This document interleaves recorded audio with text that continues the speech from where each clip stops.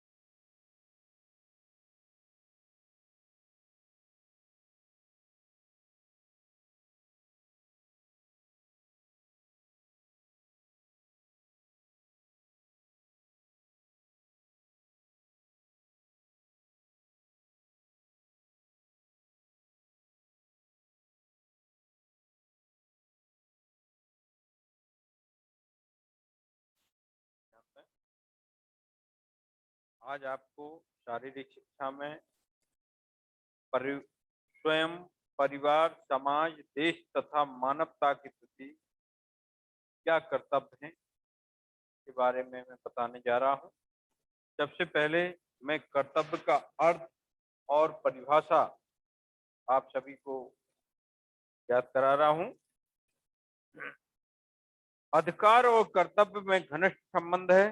दोनों एक ही सिक्के के दो पहलू, उत्तरदायित्व और कर्तव्य पालन। यानी हमारा क्या दायित्व है और हमारा क्या कर्तव्य है।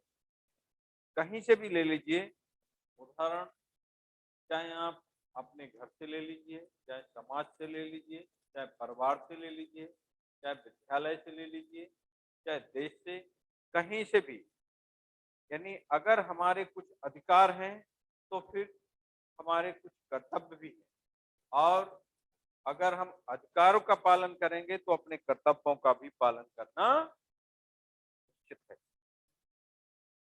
तो इस तरह एक सिक्के के दो पहलू हैं, उत्तरदायित्व और कर्तव्य पालन से मानव जीवन सफल सार्थक हुआ करता है। राज्य की ओर से नागरिक को अनेक अधिकार प्राप्त हैं, जिसके साथ कुछ उत्तरदायित्व भी जुड़े होते हैं। उन्हीं उत्तरदायित्वों को कर्तव्य के नाम से पुकारा जाता है। कर्तव्य व्यक्ति को कुछ कार्यों को करने का आदेश देता है और कुछ कार्यों को करने से रोकता है। प्रत्येक अधिकार के साथ एक कर्तव्य जुड़ा रहता है।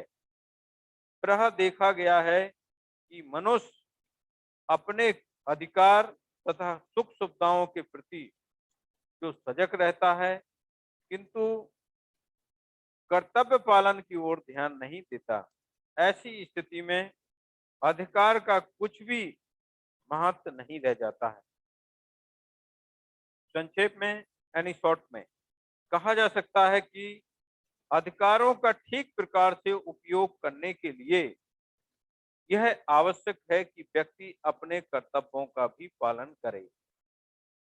इस प्रकार कर्तव्यों को परिभाषित करते हुए कहा जा सकता है कि कर्तव्य समाज तथा राजनयन की उन व्यवस्थाओं को कहते हैं जिसके द्वारा व्यक्ति समाज और राज्य के हित के लिए कुछ कार्यों को करना और कुछ का न करना उचित तथा आवश्यक समझा जाता है। क्यूबर के अनुसार कर्तव्य की परिभाषा इस प्रकार है। मैं तो सो गया था, मैं तो सो गया था। मैंने सपन देखा कि जीवन सौंदर्यमय है, परंतु जब मैं जागा तो मैंने पाया कि जीवन कर्तव्यमय है। मैं तो सो गया था और मैंने सपन देखा कि जीवन तो सुंदरमय है। क्या है? सुंदरमय है। लेकिन जब मैं जागा तो मैंने देखा कि जीवन तो कर्तव्यमय है।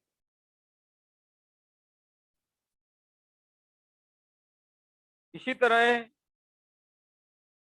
वायलेंट ने कर्तव्य और अधिकारों को एक दूसरे का पूरक बताते हुए अधिकारों को इस रूप में परिभाषित किया है कि अधिकारों का महत्व कर्तव्यों के संसार में ही संभव है। अधिकारों का महत्व कर्तव्यों के संसार में ही है कि अगर आप किसी से कुछ आशा करते हो तो किसी को भी आपसे आशा करने का अधिकार है। किसी को आप किसी के प्रति अगर कर्तव्य परायण हैं, आप किसी के प्रति कर्तव्य करते हैं तो दूसरा आपके प्रति भी कर्तव्य करेगा। यही इस दुनिया का और संसार का नियम है। इस प्रकार संक्षेप में कहा जा सकता है कि व्यक्ति द्वारा समाज के प्रति अधिकारों के बदले में किए गए उपयोगी कार्य कर्तव्य कहलाते हैं। अधिकारों के बदले में किए गए उपयोगी कार्य कर्तव्य कहलाते हैं। दूसरे शब्दों में अधिकारों को मान्यता देना ही कर्तव्य है। दूसरे शब्दों में अधिकारों को मान्यता देना ही कर्तव्य है। कर्तव्य तथा उत्तरदायित्व सदा एक से नहीं रहते, अतः अच्छे नागरिक में व्यवहारिक स्तर का लचीलापन होना अनिवार्य है। तभी वह अपने साथ साथ अपने परिवार, राज्य व संपूर्ण समाज की प्रगति में सहभागी बनकर सद नागरिकता का परिचय दे सकता है। इसी में आगे कर्तव्यों का वर्गीकरण। मानव जीवन में अधिकार और कर्तव्य एक दूसरे के पूरक हैं। अधिकारों का अस्तित्व ही कर्तव्यों को जन्म देता है।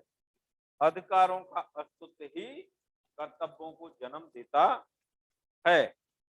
जिस समाज में कर्तव्यों की उपेक्षा की जाती है वह समाज जल्दी ही पतन के गर्त में डूब जाता है। पतन के गर्त में डूब जाता है। कर्तव्यों का क्षेत्र अत्यंत व्यापक है, अतः कर्तव्यों की गणना करना संभव नहीं है। नागरिकों के कर्तव्यों को 3 भागों में विभाजित किया जा सकता है। पहला, नैतिक कर्तव्य, यानी कुछ कर्तव्य ऐसे होते हैं, दैनिक होते हैं, नैतिक होते हैं, पर डे होते हैं, रोज होते हैं। और दूसरा है राजनैतिक या वैधानिक कर्तव्य। राजनीतिक माने जो राजनीति से संबंधित है, वैधानिक माने जो सरकार से संबंधित है। तीसरा, मानव जाति के प्रति कर्तव्य, यानी मनुष्य के प्रति कर्तव्य, मनुष्य का समाज के प्रति कर्तव्य, मनुष्य का अपने आसपास के लोगों के प्रति कर्तव्य।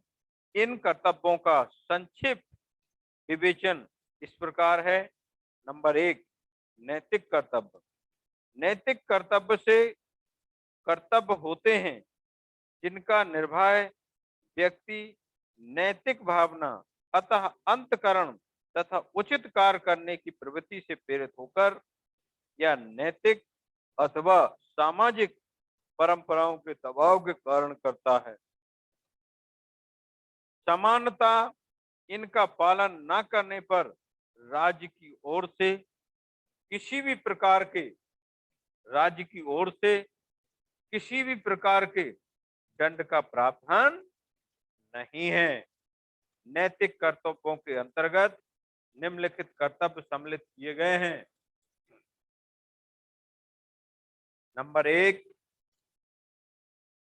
स्वयं के प्रति कर्तव्य। स्वयं माने आपका अपने प्रति, आपका अपने प्रति क्या दायित्व है और क्या कर्तव्य है, ये इस प्रकार से स्वयं के प्रति व्यक्ति, प्रत्येक व्यक्ति के अपने प्रति कुछ कर्तव्य होते हैं। व्यक्ति का कर्तव्य कि वह अपने जीवन की सुरक्षा करते हुए अपनी शारीरिक, मानसिक, आध्यात्मिक उन्नति का प्रयास करे। स्वयं को आत्मनिर्भर बनाने की दिशा में निरंतर सचेत रहकर अपनी आर्थिक, राजनीतिक, नैतिक प्रगति, आर्थिक माने अर्थ माने पैसे से संबंध, राजनीतिक माने जो राजनीतिक माने राज्य में जो राजनीति है उससे, और प्रगति माने तरक्की, और प्रयत्नशील माने मतलब प्रयत्न करने से। प्रत्येक व्यक्ति अपने अंदर स्वावलंबन, सहनशीलता और धैर्य, विनयशीलता, ईमानदारी, साहस, न्यायप्रियता, परोपकार, दयालुता, उदारता आदि गुणों का विकास करते हुए सभ्यता एवं संस्कृति का अर्जन करें। देखिए, लिखने और कहने और सुनने में जो चीजें मधुर या समझने में अच्छी लगती हैं, आज का व्यक्ति इन चीजों पर कम ही ध्यान देता है। इसलिए अपने कर्तव्य और उत्तरदायित्व से विमुख है और भटका हुआ है। उसको अपना कोई ध्येय नहीं है, कोई कर्तव्य नहीं है, कोई दायित्व नहीं है कि हमको क्या करना चाहिए जिससे हमें। इसलिए ये आज आपको शारीरिक शिक्षा के पीरियड के माध्यम से आप सभी को इस तरह का पाठ पढ़ा के आपको अपने कर्तव्य के प्रति, अपने स्वयं के व्यवहार के प्रति जागृत करने का मैं प्रयास कर रहा हूं कि व्यक्ति को कैसा होना चाहिए, किस तरह अपनी धैर्यता का परिचय देना चाहिए, किस तरह ईमानदार होना चाहिए, प्रत्येक व्यक्ति को साहसी होना चाहिए, न्यायप्रियता और साहस, परोपकार यानी दूसरे के ऊपर बिना स्वार्थ के उपकार, दयालुता, गरीब के प्रति, छोटों के प्रति, पशु पक्षियों के प्रति हमारे हृदय में दया भावना होना चाहिए, उदारता। कभी कभी हम ऐसा उदाहरण भी प्रस्तुत करते हैं जिसे समाज के लोग कहते हैं, वाह फलाना व्यक्ति तो बहुत ही उदार स्वभाव का है, इतना सब होने के बाद भी उसने उदारता का परिचय दिया, यानी अच्छा परिचय दिया। उसके प्रति किसी ने गलत व्यवहार किया, फिर भी उसने उस गलत व्यवहार का परिचय गलत से न देके अच्छाई से दिया, सहनशीलता से दिया। तो ऐसे व्यक्ति को समाज उदारता की दृष्टि से देखती है, कहती है वाह आपका तो हृदय बहुत विशाल है, आप तो बहुत धीर गंभीर हैं, इतना सब होने के बाद मैं तो किसी भी प्रकार से गम नहीं खा सकता था, लेकिन आपने तो बहुत सबके बाद भी उदारता का परिचय दिया। विकास करते हुए सभ्यता एवं संस्कृति का अर्जन करें। अगला पॉइंट नंबर है परिवार के प्रति कर्तव्य। व्यक्ति का स्वयं के प्रति और स्वयं के बाद उससे जुड़ा हुआ होता है सबसे नजदीकी अगर कोई है तो उसका परिवार। और परिवार के प्रति व्यक्ति का क्या कर्तव्य है, क्या उत्तरदायित्व है, क्या नियम है, ये मैं आपको इसमें बताने जा रहा हूँ। प्रत्येक व्यक्ति के अपने परिवार के प्रति बहुत से कर्तव्य हैं। जिस प्रकार हमने जन्म लिया है उसे पालने की जिम्मेदारी भी हमारी है।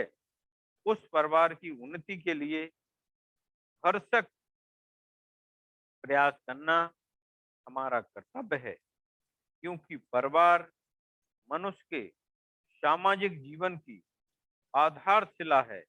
प्रत्येक व्यक्ति को धैर्य और संतोष पूर्वक परिवार दायित्वों का निर्वाह करना चाहिए। बड़ों की आज्ञा पालन करना, उनका आदर करना, सम्मान करना भी हमारा कर्तव्य है। व्यक्ति को चाहिए कि वह परिवार के सभी सदस्यों के प्रति स्नेह, सद्भावना, सहानुभूति, प्रेम, सहयोग का व्यवहार करे। देखिए, इसका मतलब सीधा सा है कि किसी एक व्यक्ति का ये उत्तरदायित्व नहीं है, ना एक व्यक्ति का है कि वो दूसरे के प्रति, ये सभी का है। ये सभी का है कि सभी को एक दूसरे के प्रति स्नेह यानी प्रेम, सद्भावना माना समानता, सहानुभूति यानी एक दूसरे के प्रति एक सच्ची निष्ठा, प्रेम यानी हमें एक दूसरे के साथ ऐसा व्यवहार करना चाहिए जो हमें एक दूसरे के प्रति आकर्षित करे, यानी प्रेम करे। और सहयोगपूर्ण यानी एक दूसरे का प्रत्येक कार्य में अगर हम सहयोग करेंगे तो वो कोई भी कार्य हमें भारी नहीं लगेगा, उसमें मेहनत नहीं लगेगी। ये हमारा व्यवहार होना चाहिए। यही एक दूसरे का परिवार के प्रति नैतिक कर्तव्य है, दैनिक कर्तव्य है, सामाजिक कर्तव्य है। ऐसे कर्तव्य का अगर हम सभी अनुपालन करते हैं, परिवार का मुखिया परिवार का संचालन करता है, परिवार के मुखिया के द्वारा उस संचालन में उसको सभी को लेके चलना पड़ता है, सभी के प्रति उसका उत्तरदायित्व है। क्या उत्तरदायित्व है? परिवार अंदर बाहर का मुखिया हमारे पिता या दादाजी होते हैं और भीतर का मुखिया हमारी माँ या दादी होती है। जो घर में बड़ा होता है उसका उत्तरदायित्व उतना ही बड़ा होता है। जो घर में छोटा होता है वो सभी का स्नेही होता है। जब सारे लोगों का उसके प्रति एक प्यार, स्नेह उसके प्रति बना रहता है। इसलिए हम सभी को ये प्रेम स्नेह का ऐसा लाभ नहीं लेना चाहिए कि किसी बड़े को हमारे द्वारा कष्ट पहुंचे, किसी बड़े को हमसे असुविधा या असम्मान की हमारा सम्मान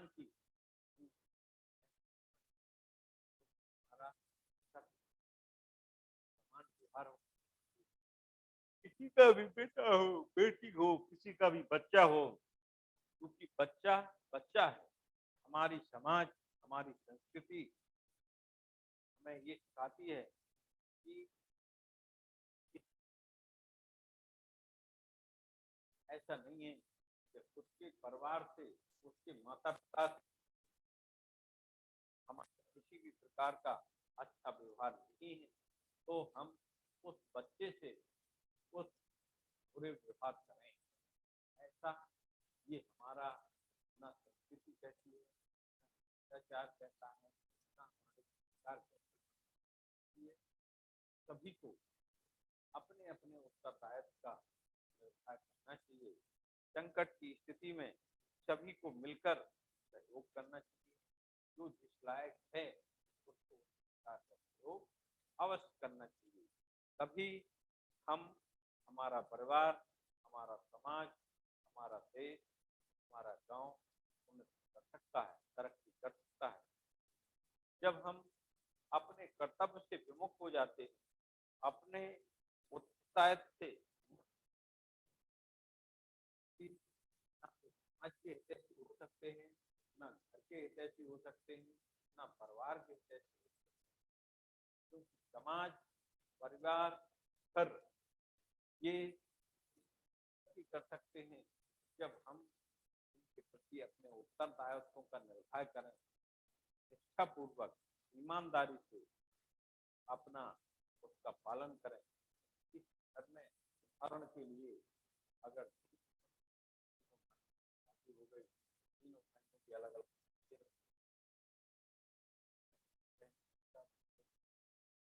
अपने अपने घर के हैं,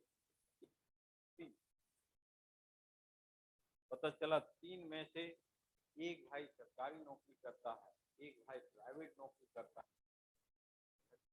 तो आज अगर देखा जाए ऐसे फैमिली के बच्चों का क्या होता है, जबकि संयुक्त रूप से है परिवार और इसका सभी भरण पोषण या देखने समझने की जिम्मेदारी उनके माता पिता यानी दादा दादी, लेकिन उसके बाद भी उसके पास अर्निंग ज्यादा होती है, माल ज्यादा आता है,